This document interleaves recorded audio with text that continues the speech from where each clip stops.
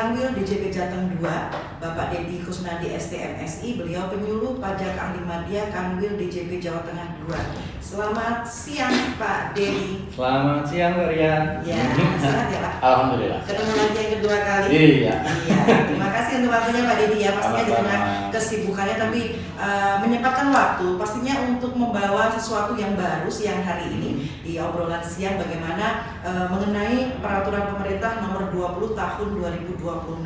Ini kalau tidak salah sebagai pengganti PP 55 tahun 2022. Betul ya Pak Dedi ya? Sebenarnya apa sih Pak latar belakang pergantian peraturan pemerintah ini? Mau silakan. Ya baik, pendengar RI sekalian.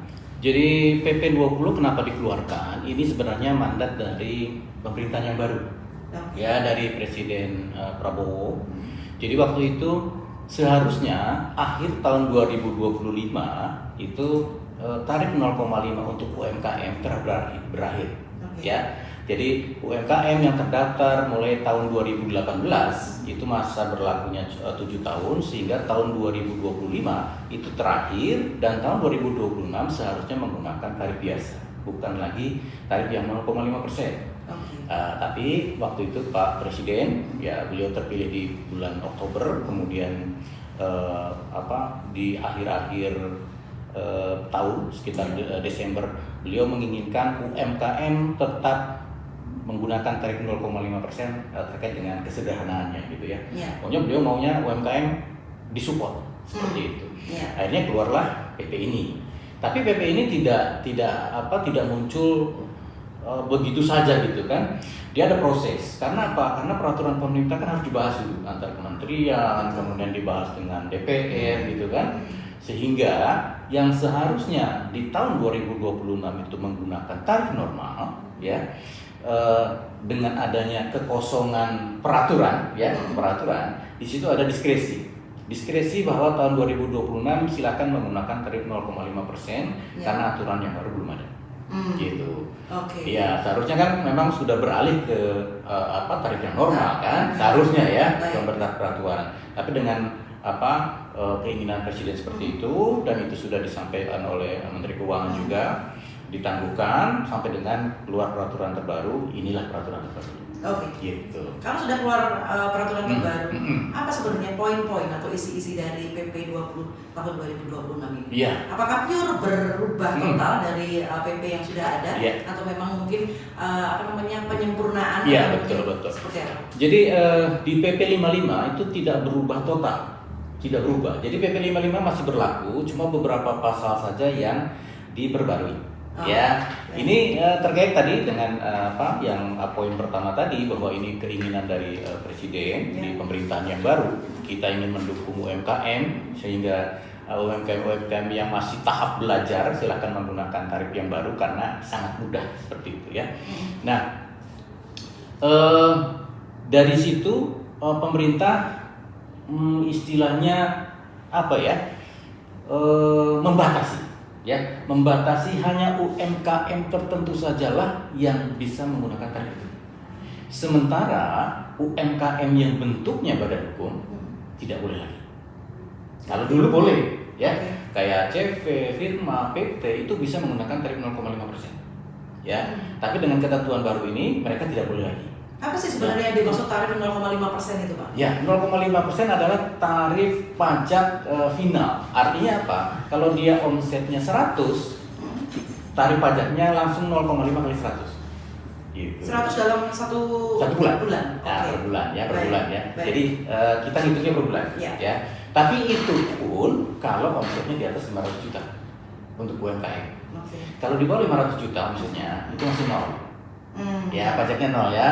Ya jadi ini sempat ribut juga apakah UMKM kena aturan yang baru? Oh tidak, kita malah melindungi mereka lebih protektif lagi sehingga tarif ini tidak digunakan oleh jenis usaha yang lain seperti itu. Ya seperti itu. Jadi tarif 0,5 itu dikalikan omset per bulan langsung. Ya, nanti 0,5%. Dengan catatan pendapatan di atas 500 juta. 500 juta dalam 1 tahun loh ya. Dalam 1 tahun. Jadi gini, ketika omsetnya 1 bulan 100 juta, ya, kemudian bulan berikutnya 100 sampai dengan 500. Nah, sampai dengan 500 ini nggak kena pajak, no. Tapi ketika melangkah di atas 500 sedikit saja, kena 0,5%. Gitu. Jadi bayarnya sedikit sekali. Baik. Sedikit sekali. Artinya peraturan ini tidak memberatkan oleh para pelaku UMKM. Oh jelas. Justru ini proteksi dari pemerintah supaya UMKM bisa tetap menggunakan tarif yang mudah ini, dan itu tidak boleh digunakan oleh UMKM yang berbentuk badan hukum. Contohnya UMKM yang berbentuk badan hukum, CV, firma. PT, firma, BUMDes gitu kan. Itu kalau kita menyebut UMKM itu di bawah omsetnya 4,8 ya. Kalau di aturan Kementerian Perdagangan UMKM itu di bawah 2 miliar di 1 tahun ya. Tapi kita ikut aturan pajak ya. Istilah UMKM di sini kalau dia omsetnya 1 tahun di bawah 4,8 miliar. Jadi walaupun dia OP atau badan hukum, kalau omsetnya di bawah 4,8, dia termasuk UMKM. Gitu. Dan berhak menggunakan tarif 0,5%. Itu dulu. Sekarang yang berhak menggunakan tarif 0,5% hanya UMKM perorangan saja. Yang berbentuk badan hukum tidak boleh, kecuali badan hukum yang bentuknya PT perseorangan. Sekarang ada kan ya? Itu baru mungkin hampir 2 tahun jalan ini. Katanya seperti apa sih badan hukum dalam bentuk perorangan? Nah, itu kebijakan dari Undang-Undang Cipta Kerja juga. Jadi orang pribadi dia bisa bikin PT sendiri. Atas nama dia sendiri. Itu sebenarnya karena untuk kemudahan ekspor ya waktu itu ya. Jadi UMKM ini dia nggak punya PT, dia nggak bisa ekspor karena syaratnya harus perusahaan yang bisa ekspor kan. Oleh karena itu Kementerian Kehakiman menjembatani silahkan orang pribadi bisa bikin PT walaupun dia sendirian. Ya, dulu kalau PT itu minimal kan 2 orang ya.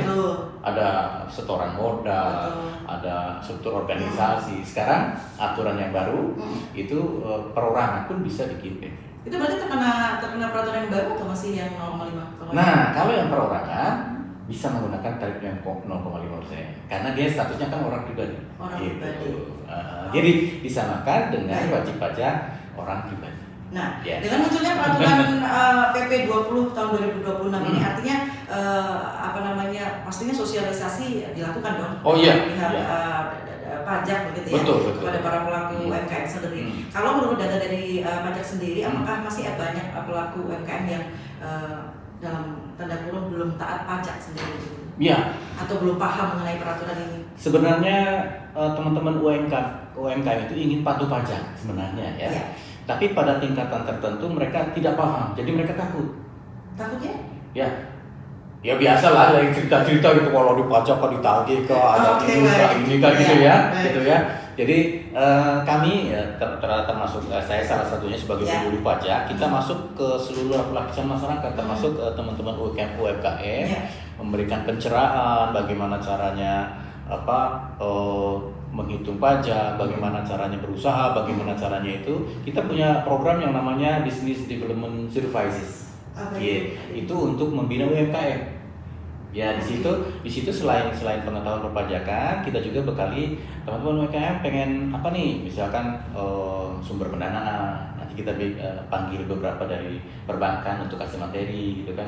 Kemudian bagaimana cara pemasaran, kita dari Indah kita narasumbernya kita kasih, bagaimana caranya pengemasan, bagaimana sertifikasi halal, kita fasilitasi.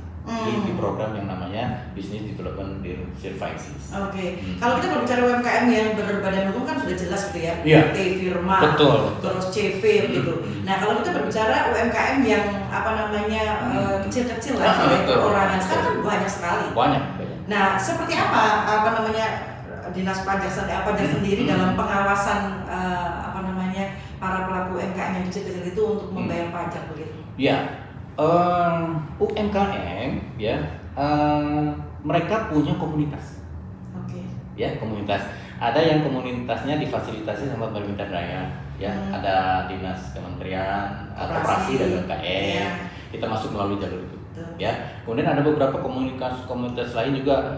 Kalau di Solo ini ada yang namanya BLUD ya. Apa itu? BLUT ya. Badan Layanan apa namanya? Di situ ada untuk pembinaan, pemasaran di BLUT. Kita pernah kerjasama dengan mereka juga untuk mendekati UMKM. Kita juga masuk ke komunitas seperti kemarin kita pernah mengundang dari disabilitas UMKM-nya. Kita fasilitasi juga. Seperti itu. Cara kita masuknya seperti itu. Artinya memang tidak by person gitu ya. Enggak, kalau by person agak susah. Itu banyak, makanya kebayang begitu. Betul. Kayak hampir dipastikan seluruh UMKM itu dia punya komunitas. Hampir bisa dipastikan ya. Jadi kita masuknya melalui komunitas-komunitas. Sekali waktu kita kerjasama dengan teman-teman di Ikatan Ahli Akuntansi ya. Itu mereka punya komunitas UMKM juga. Jadi mereka memberikan pembinaan bagaimana bikin pembukuan yang betul gitu kan. Nah, seperti itu. Artinya kalau memang pelaku UMKM yang belum mendapatkan omset yang tadi Pak Dedi sebutkan gitu, tidak wajib untuk bayar pajak ya? Betul. Kalau omsetnya tidak sampai 500 juta tidak bayar pajak, bebas pajak. 500 juta. 1 tahun loh ya? Ya, 1 tahun. Baik. Kalau CV, kemudian firma, gitu ya, PT, kemudian wajib pajak badan hukum lainnya yang belum terdaftar dan belum sampai batas waktu pemanfaatnya seperti apa? Ya, jadi ada beberapa kriteria yang diatur di PP 20 ya. Untuk wajib pajak yang sudah terdaftar dan masa berlaku penggunaannya belum selesai, silakan digunakan sampai batas akhir. Contoh, untuk CV ya yang terdaftar sebelum PP 20 ini, dia mendapatkan jatah istilahnya ya, jatah waktu 4 tahun menggunakan tarif 0,5%. Misalkan baru terdaftar di 2025. Berarti 4 tahunnya 2029. Silakan digunakan sampai 2029. Gitu ya, sampai masa berlakunya habis. Tapi kalau terdaftar setelah peraturan ini PP 20 ini, dia tidak boleh menggunakan tarif 0,5%. Tarif yang baru? Iya, tarif yang baru. Berapa ya tarif yang baru? 0,5%. Enggak, gini. Dia tidak boleh menggunakan 0,5%. Dia harus menggunakan tarif umum PPh badan. Itu 22%. Ya, tapi ada tapinya loh ya. Tarif 22% itu kalau omsetnya di atas 50 miliar setahun. Kalau omsetnya di bawah 50 miliar 1 tahun, itu dapat diskon tarif, istilahnya insentif 50% saja tarifnya. Jadi dari 22% menjadi 11% saja 1 tahun. Gitu. Baik. Orang bijak taat pajak begitu ya. Mudah-mudahan para pelaku UMKM ini terutama yang berbadan hukum semua taat membayar pajak, apalagi dengan peraturan baru ini begitu ya Pak Dedi ya. Pendengar, Anda masih bersama kami di obrolan siang dan masih bersama Pak Dedi Kusnadi STMSI, beliau penyuluh pajak ahli media Kanwil DJP Jawa Tengah 2 yang siang hari ini kita sedang membahas atau ngobrolin peraturan pemerintah nomor 20 tahun 2026. Dan Anda bisa bergabung bersama kami di line telepon 0271 6380555 dan di WhatsApp 081390015525. Pak Dedi, terima kasih ya sudah menunggu sesaat. Sebelum kita lanjut obrolan, sudah ada yang bergabung di telepon. Siap. Selamat siang Pak Cu. Selamat siang Pak.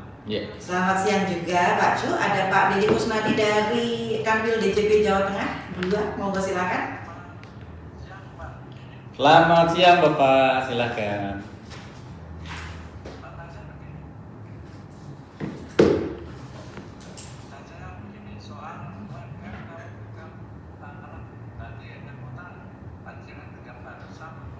Apa Pak? Pak Cu terputus suaranya. Apa yang mau ditanyakan Pak Cu?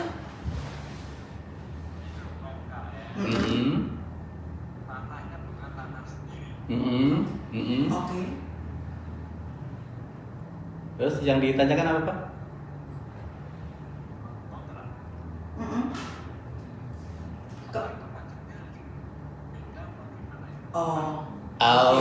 Ya. Ada lagi Pak Cu yang mau ditanyakan? Oke. Ya. Iya. Terima kasih. Terima kasih. Waalaikumsalam warahmatullahi wabarakatuh. Nah, ini untuk pelaku UMKM yang menggunakan tanah kalau kontrak bagaimana? Kalau punya sendiri atau pribadi seperti apa? Ya, baik. Begini Bapak. Ketika Bapak menggunakan tarif UMKM, tarif PPh final yang 0,5%, itu dihitungnya dari omset. Dia tidak melihat apakah tanahnya kontrak atau tanah sendiri atau tanah warisan gitu ya. Dia hitungnya omset. Omset 1 bulan berapa gitu kan. Misalkan omset tadi saya pernah bilang 100 juta. Jadi pajaknya berapa? Kali 0,5%. Nah, selesai. Gitu. Jadi dia tidak memperhitungkan biaya-biaya lain. Kecuali kalau Bapak menggunakan pembukuan. Ya, kalau ada pembukuan Bapak harus ngitung berapa pembelian, ya, istilahnya bahan baku, upah pegawai, segala macam, termasuk sewa tanah, itu masuk ke biaya. Ya. Sehingga nanti keluar penghasilan neto berapa. Ya, kalau menggunakan pembukuan tidak boleh menggunakan tarif 0,5%, tapi menggunakan tarif umum. Kalau orang pribadi berarti nanti dilihat tuh penghasilan netonya berapa, udah keluar, misalkan penghasilan netonya cuma 20 juta Pak sebulan. Nanti kalau kalau menggunakan pembukuan itu hitungannya 1 tahun. Ya, bukan per bulan. Tapi kalau menggunakan tarif 0,5% hitungannya per bulan, ya.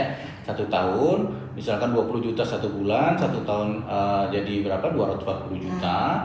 Nanti Bapak harus memasukkan PTKP namanya, penghasilan tidak kena pajak. Ya, atas nama orang sendiri, kalau punya istri tambah PTKP-nya, kalau dia punya tanggungan tambah PTKP-nya. Dikurangi PTKP dulu, keluar nanti penghasilan kena pajak, baru dikalikan tarif. Kalau penghasilan kena pajaknya sampai dengan 60 juta, tarifnya 5%. Seperti itu hitungnya ya. Jadi di PP 80 yang diatur adalah pajak penghasilan final untuk UMKM 0,5% dikalikan omset dengan tidak mempertimbangkan biaya. Ya. Gitu. Termasuk ya tadi sewa betul, usaha begitu ya Pak Edi ya. Betul. Baik. Kalau tarif PPh final 0,5% ini kan pastinya ada plus minus, ada Betul, keuntungan, pasti, ada kerugiannya. pasti, Apa sih betul. keuntungannya, kemudian apa kerugiannya? Betul. Jadi ini yang sempat ramai di masyarakat gitu Ya. kan. Masyarakat tanya, wah ini aku tadinya kan pakai 0,5%, sekarang harus pakai tarif umum. Ya. Waduh, jadi gede dong. Padahal tidak seperti itu. Ya, beda. Jadi pemerintah juga sudah tahu siapa-siapa saja yang kira-kira bisa menggunakan tarif 0,5% dan siapa-siapa saja yang memang harus menggunakan tarif yang umum. Ya. Itu terkait dengan untung ruginya. Ya, keuntungannya pertama, kalau dia menggunakan tarif 0,5%, memang dia didesain tarif itu untuk memudahkan. Jadi omset 1 bulan, Ya. langsung kalikan tarif, keluar pajak, ya selesai, mudah saja. Tapi kalau pakai pembukuan kan rumit ya, Betul. biaya ini, Ya. bahan baku segala macam, biaya pegawai, listrik segala macam itu kan agak rumit ya. Jadi untuk UMKM yang baru tumbuh, dia mengerjakan semuanya sendiri, harus bikin pembukuan kan repot. Ya. Jadi silakan menggunakan tarif yang 0,5%. Selesai. Itu keuntungan pertama. Kemudian karena dia mudah menghitung, ya, biaya kepatuhannya lebih murah. Dia tidak perlu konsultan pajak. Tidak perlu dia bagian pembukuan, bagian accounting. Jadi lebih murah, Ya. lebih murah. Itu yang kedua. Yang ketiga, kadang-kadang UMKM itu tidak mau masuk ke sistem pajak karena ribet. Ya, harus Kebanyakan ini lah, seperti itu ya. lapoi. Ya memang faktanya ribet memang ya. Ya, tarif ini untuk mempermudah sehingga semuanya urusan tidak ribet. Oh, gampang kok, tinggal bayar 0,5%, tinggal lapor, selesai. Ya. Nah, jadi secara formal dia sudah masuk ke sistem kita. Teman-teman UMKM juga sudah menyumbang melalui pajak untuk pembangunan negara seperti Ya. itu ya. Yang berikutnya, yang keempat, tarif 0,5% itu relatif kecil, ringan, ya. Tapi ringannya kalau dia profitnya besar. Kalau di profitnya kecil 0,5 jadi besar kan gitu ya. Ya. Tapi biasanya di teman-teman UMKM yang baru tumbuh, ya, katakanlah saya pernah jualan gitu ya. Saya pernah jualan, misalkan jualan makanan gitu ya. Itu profitnya bisa lebih dari 50%. Profitnya, ya. Kalau kuliner memang begitu ya? Ya, kalau nggak 50% rugi. Minimal 50 ya. Kalau 50% dikalikan 50% profit dikalikan tarif 0,5 kan kecil banget ya? Ya. Kecil banget. Tapi kalau saya pernah punya teman distributor plastik, ya, Pak, profit saya cuma dikasih 3% Pak sebagai distributor. Untuk biaya ini, biaya itu. Saya profit netnya 1,5%. Kalau diambil pajak 0,5%, habis kan Pak, gitu kan, gitu ya. Nah untuk yang kasus kayak gini, itu jangan pakai 0,5%, pakai pembukuan. Sehingga semua biaya masuk, sehingga nanti pajaknya jadi kecil seperti itu. Mungkin di bawah 0,5% malah pajaknya. Setelah dikurangi biaya ini gitu kan. Nah, itulah. Jadi skema-skema itu yang kadang di masyarakat nggak diperhitungkan. Tahunya kan 0,5 banding tarif yang tadi 22% kan. Kok gede banget? Iya, 22% itu dari laba neto. Kalau 0,5% dari peredaran bruto sebelum dikeluarkan biaya-biaya. Nah, itu bedanya ya. Kalau sudah ada keuntungan pasti juga ada minusnya juga. Betul. Nah, ruginya ya. Sekarang gini, apa ruginya kalau pakai tarif 0,5%? Pertama, pajak harus dibayar meskipun rugi. Ya, jualan nih, dapat omset kan? Tapi setelah dihitung itu kok saya rugi? Ya misalkan dia untuk menutup biaya dia harus menjual katakan 100 porsi. Hari itu dia hanya menjual 10 porsi, kan rugi kan? Tapi pajak nggak ngitung itu, pokoknya lu jual 10 porsi kali 0,5%. Ya, tapi kalau pakai pembukuan kan nggak bayar pajak karena rugi kan? Itu. Ya, jadi memang dia simple, tapi ketika suatu saat mengalami kerugian, dia mesti tetap bayar. Padahal kalau rugi nggak harus bayar kan gitu. Iya, itu kelemahannya ya. Yang berikutnya yang kedua, dia tidak memperhitungkan kemampuan membayar. Jadi gini, dengan usaha yang sama, profit pengusaha A dan pengusaha B bisa berbeda. Ya, misalkan sama-sama nih omsetnya 1 miliar. Yang satu bisa profitnya 500 juta, yang satu hanya 10 juta. Ya. Tapi bebannya sama. Karena dia ngitungnya dari omset. Nah, gitu. Tapi kalau pakai pembukuan otomatis beda. Nah, itu kelemahannya yang kedua. Yang ketiga, nah ini ya tadi yang terkait sama yang pertama tadi, dia tidak bisa mengkompensasikan kerugian. Ya.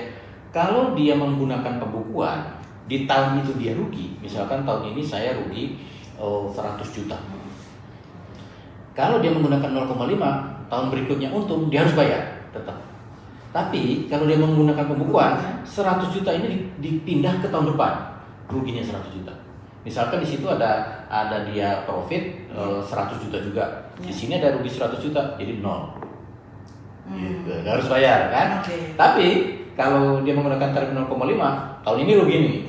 Tahun depan untung, harus bayar. Ruginya hangus. Gitu. Ya, itu bedanya ya. Itu yang ketiga. Yang keempat. Nah, ini tadi yang cerita saya sampaikan. Tarif 0,5 ini nggak cocok kalau dia profitnya kecil. Kayak tadi ya, dia dikasih profit cuma 3%. Karena dia kalau profitnya 0,3 Pak, 3%, dipotong 0,5 kan habis Pak. Belum biaya gaji karyawan, sewa segala macam, listrik kan gitu kan. Terus saya makan dari mana Pak? Kayak gitu ya. Ya itu, makanya saya sampaikan, loh, kenapa Bapak pakai tarif 0,5%? Harusnya Bapak pakai pembukuan.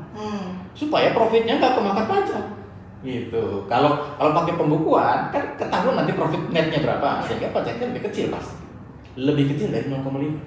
Bahkan saya pernah hitung, pajaknya itu bisa 0,05. Kalau dia profitnya hanya 3%. Jadi nggak 1/10-nya mungkin ya. Belum lagi kalau dia tadi rugi ya. Kalau rugi dia bisa digeser. Tapi kalau pakai 0,5 rugi nggak bisa digeser. Ya, gitu ya. Yang terakhir nih ya. Tarif 0,5 itu sifatnya sementara. Ya, di peraturan yang lama untuk UMKM orang pribadi itu boleh menggunakan tarif 0,5 hanya 7 tahun. Tapi yang berdasarkan peraturan baru ini silahkan gunakan sampai kapanpun sepanjang omsetnya belum melebihi 4,8 M.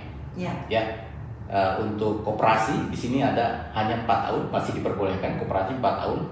Nah, selanjutnya harus menggunakan tarif normal. Artinya apa? Artinya tarif 0,5% itu dia punya batas waktu. Nah, kalau dia tidak mempersiapkan diri untuk menggunakan tarif umum, itu nanti perpindahannya agak nggak smooth. Ya. Karena apa? Ketika menggunakan tarif umum dia harus bikin pembukuan. Dia harus catat asetnya, dia harus catat segala macam kayak gitu kan. Begitu dia di sini santai, pakai 0,5 langsung jebret 0,5 tanpa pencatatan. Begitu pindah, bingung dia. Pak, kemarin nggak saya catat, gitu kan? Itu. Karena ini tidak berlaku selamanya, karena dia berlaku terbatas. Ya, kami anjurkan untuk teman-teman UMKM paling tidak yang omsetnya sudah di atas 2 miliar, silakan mulai membuat pembukuan. Artinya memang dari penjelasan Pak Didi tadi saya mengambil kesimpulan menggarisbawahi kalau pelaku UMKM itu memang sebaiknya dan mungkin ada memaksa sedikit ya, seharusnya memakai pembukuan begitu ya. Ya, yang normal pembukuan, di mana-mana pembukuan. Ya. Segalanya kan tercatat kalau pembukuan. Tercatat. Iya. Dan kelihatan cash flow-nya, betul, keluar masuknya uang. betul, hutangnya berapa, Hutangnya ininya berapa, cicilan berapa gitu. Oke. Idealnya seperti itu. Idealnya seperti Tapi itu. banyak pelaku di luar sana, di luar sana mungkin belum memahami. Betul. Bagaimana menjalankan usaha yang benar. Betul. Dan usaha yang memakai pembukuan tadi. Betul. Nah, kemudian apa yang bisa dilakukan dari dinas pajak sendiri dalam pembinaan ya supaya mau nggak mau kalian pelaku UMKM juga harus taat pajak, pajak gitu. Jangan dengan alasan saya rugi, saya apa begitu, seperti apa Pak? Ya itu di awal tadi saya sampaikan kita punya program yang namanya Business Development Surprises. Ya, Business Development Surprises selain kita memberikan pengetahuan perpajakan, kita juga membekali dengan ilmu-ilmu lain. Salah satunya dengan pembukuan. Ya, jadi teman-teman UMKM kita ajari bagaimana caranya pembukuan. Sekarang itu beberapa instansi sudah punya pembukuan sederhana untuk UMKM. Bank Indonesia mengeluarkan aplikasi, bisa di-download di apps-nya, di Android juga ada, di apps-nya di iPhone juga ada. Silakan di-download. Kemudian dari Kementerian UMKM itu mengeluarkan aplikasi juga. Untuk pencatatan itu. Jadi melalui HP saja dicatat gitu kan. Iya. Dia catat dia beli berapa, biayanya apa saja. Nanti begitu akhir tahun keluar tuh laporan keuangannya. Paperless juga. Paperless. Tapi memang harus belajar. Iya betul. Nah, kalau berbicara harus belajar, artinya memang harus mengupdate gitu ya, mengupdate teknologi. Kemudian ada namanya UMKM naik kelas seperti itu ya, Pak Dedi. Artinya ini memang salah satu syarat atau wajib mutlak begitu ya untuk mempelajari aplikasi mau itu. Tidak mau. Nah, karena usaha yang tidak tercatat, jangan harap dia jadi besar. Ya, itu quotes dari ahli ekonomi. Dan langsung jelek ke saya karena punya usaha dan saya belum mencatat itu. Jangan berharap jadi besar. Tetap segitu-gitu aja stagnan. Karena dia tidak bisa biayanya berapa, prediksi ininya berapa nggak bisa. Pokoknya dia jual, dia profit sekian ya masuk kantong. Padahal di situ ada biaya listrik, ada biaya ini, biaya itu. Iya, tak terduga. Betul. Walaupun itu Rp1, Rp2 tetap harus ditulis. Utamanya apa? Utamanya kalau ini teman-teman UMKM yang baru biasanya ibu-ibu ya. Ngitung omset penjualan profit 100. Padahal di situ ada penyusutan. Kalau dia pakai oven ada penyusutan. Pakai blender ya penyusutan itu pemeliharaan. Ya. Nanti suatu waktu dia rusak, dia harus keluar biaya. Padahal itu nggak dianggarkan. Nah itu salahnya. Jadi jangan berharap besar kalau usaha tidak tercatat. Kalau usahanya mau besar, dicatat mulai sekarang. Mulai sekarang. Nah ini kalau berbicara PP 20 tahun 2026 ini, apakah dampak langsung untuk para pelaku UMKM di daerah khususnya di wilayah Surakarta seperti ini? Ya, jadi sekali lagi teman-teman UMKM, pemerintah tidak merubah, bahkan pemerintah memproteksi, mendukung kegiatan UMKM agar segera tumbuh gitu ya. Salah satu caranya dengan apa? Dengan memberikan cara penghitungan pajak yang sangat ringkas dan ringan dengan tarif 0,5. Dan itu tidak boleh digunakan oleh UMKM yang berbentuk badan hukum. Ya, dia khusus untuk UMKM yang berbentuk orang pribadi dan PT perseorangan yang didirikan oleh satu orang dan ada fasilitas terbatas untuk koperasi hanya 4 tahun koperasi ya. Setelah itu koperasi harus membuat pembukuan gitu. Jadi teman-teman UMKM jangan bimbang dan ragu ya. Tarif tetap masih sama, kemudian fasilitas yang sampai dengan 500 juta tidak bayar pajak itu masih berlaku juga. Jadi jangan bimbang ya. Kemudian untuk teman-teman yang UMKM yang statusnya badan hukum ya, ini ada diksi yang tidak pas di media sosial ya. Oh Pak, saya kena tarif jadi 22%, gede banget. Ya, 22% itu dari laba neto, bukan dari omset. Ya sekali lagi laba neto. Dan 22% itu kalau omset 1 tahunnya di atas 50 miliar. Kalau di bawah 50 miliar, silakan gunakan insentif pengurangan tarif 50% sehingga tarifnya hanya 11%. Dari laba neto, bukan dari omset loh ya. Kalau dari omset gede banget. Laba neto. Laba neto setelah dikurangi biaya. Seperti itu ya. Baik. Ya. Dengan peraturan pemerintah yang baru ini ya, nomor 20 tahun 2026 ini, sebenarnya dalam regulasinya itu apakah ada upaya untuk memperkuat keadilan pajak sendiri begitu Pak Lindi? Iya. Kemudian maksudnya seperti apa dalam prakteknya begitu? Itu. Jadi kenapa pemerintah memproteksi UMKM? Ya. Asumsinya UMKM itu dia masih coba-coba usaha. Ya bisa berhasil, bisa enggak kan gitu ya. Masih coba-coba ya. Nah, pemerintah memproteksi yang itu supaya dia maju dulu.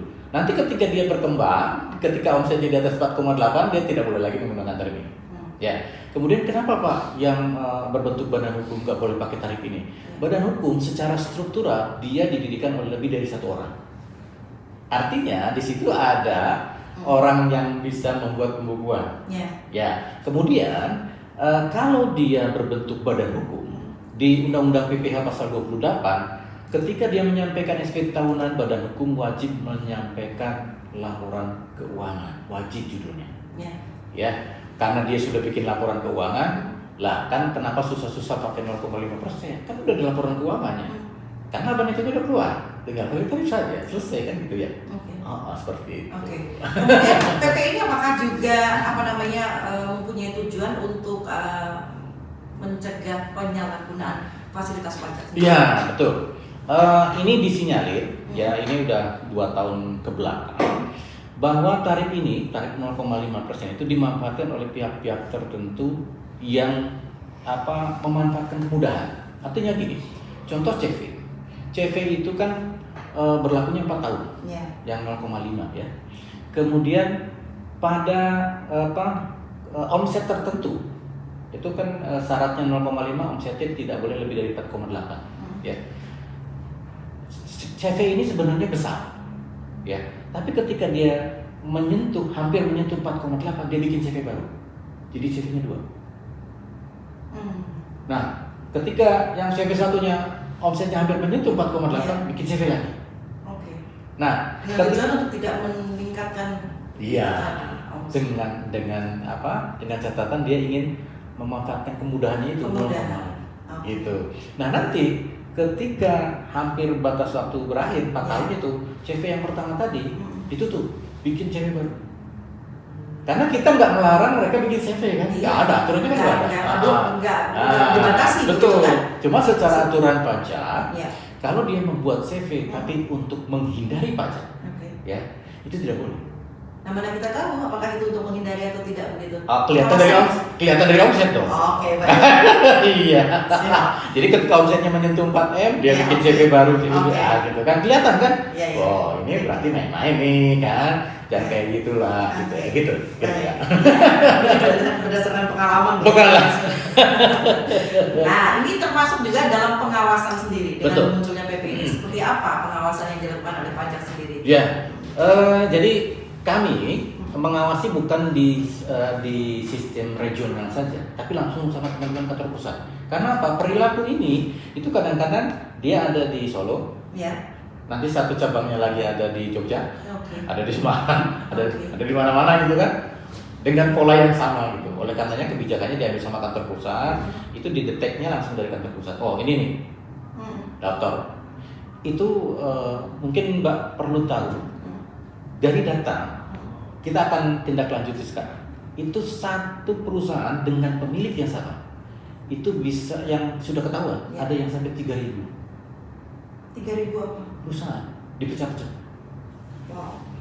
Untuk Solo itu kemarin data yang sudah diturunkan ke kami itu ada sekitar 20 lebih perusahaan. Pemiliknya satu orang. Dan membayar pajak semua atau apa? Membayar pajak semua tapi Kecil. Itu tadi. Iya tadi. Awalnya sudah Betul. mereka sudah mempelajari. Sudah kita detek. Oke. Ya, kita Nah, kemudian apa yang dilakukan? Ya nanti kita tindak lanjuti Oke. secara pengawasan ya, secara pengawasan. Jadi prosesnya kalau kita kan nggak langsung wah nanti Ya. enggak ya. Ya. Kita himbau dulu Oke. untuk melakukan pembetulan SPT. Oke. Ini loh perilaku kayak gini tuh nggak boleh. Ini Surat penghindaran teguran pajak. teguran Betul. mungkin ya secara. Pemberitahuan dulu. Oke. Setelah pemberitahuan kita treatment dulu oleh saya untuk sosialisasi. Ini loh aturannya nggak boleh. Nah, ketika sama kita masih bandel, Ya. masuk ke pengawasan. Nanti pengawasan keluar SP2DK. Kalau di pengawasan masih bandel juga, masuk ke pemeriksaan. Oke. Pemeriksaan masih ini juga, masuk proses penyidikan. Nah, seperti itu nanti tahap-tahapannya. Sejauh ini sudah ada yang memasuki tahap kasus. Kita baru mau Baru jalan. menemukan Ya, kasus ini. betul. Oke. Teman-teman kantor pusat baru narik data seluruh Ya. Indonesia ya, Baik. seluruh Indonesia, dan akan kita treatment di tahun ini. Boleh lah mempunyai perusahaan lebih dari satu, Boleh. lebih dari dua, lebih dari Ah. tiga, tapi aturan mainnya juga harus jelas mungkin ya. Betul. Terutama untuk membayar pajak begitu ya. Betul. Oke. Jangan menghindari. Dan baik. Kemudian PP ini bagaimana mendukung target penerimaan negara menurut Pak Didi? Ya, kalau dari sisi penerimaan sebenarnya tidak berubah secara signifikan dari sisi penerimaan ya, Oke. karena pengaturan-pengaturan ini cuma membatasi saja yang ini Ya. boleh, yang ini tidak boleh ya. Tapi peraturan ini sebagaimana yang tadi itu membatasi satu UMKM tertentu yang berbentuk badan untuk menggunakan fasilitas ini, sehingga mereka menggunakan tarif-tarif umum. Ya, sehingga asumsinya dengan kebijakan ini mereka yang menggunakan tarif umum otomatis akan membayar pajak lebih besar. Oke. Seperti itu. Baik. Terakhir yang mau disampaikan closing statement-nya. Baik, teman-teman sekalian, pendengar RRI dan teman-teman UMKM, termasuk UMKM yang berbentuk badan hukum. Jadi diksi yang disampaikan di media sosial bahwa tarifnya berubah menjadi 22% itu salah gitu ya. Jadi tarif yang 22% itu dikalikan laba neto. Sekali lagi ya, laba bersih setelah dikurangi biaya-biaya. Itu pun masih dikurangi 50% ketika omsetnya sampai dengan 50 miliar. Jadi dari 22% menjadi hanya 11% saja dari laba neto. Baik. Ya, gitu ya. Ya. Kemudian nanti jika teman-teman kurang jelas ya, kita punya media sosial ya di Instagram ada kita ya, kemudian ada Twitter di Pajak Jateng 2 dan di YouTube @kanwil_djp_jateng 2. Silakan berkunjung ke medsos kami. Kalau ada yang ditanyakan silakan di DM saja. Iya. Ya. Semua ada di situ. Semua ada di situ. lengkap. Apapun yang mau ditanyakan Betul. terbuka Terbuka. dari Kanwil DJP Pajak Jawa Tengah 2 Ya, gitu ya. ya. Baik, Pak Didi terima kasih. Terima kasih, sudah Kalian. datang ke Studio Pro 1 dan memberikan informasi mengenai pajak ya PP 20 tahun 2026, terutama untuk para pelaku UMKM Ya, yang betul. ada di Indonesia sekarang ini. Betul. Baik, Pak Sumbangun untuk rawonnya Sama-sama. bisa bertemu lagi insya Allah di lain Amin. kesempatan di lain pembahasan gitu Siap. ya. Baik, terima kasih mendengar Anda sudah menyimak obrolan siang kami dan tetap bersama kami di 101 FM Pro 1 RRI Surakarta, kanal informasi dan inspirasi.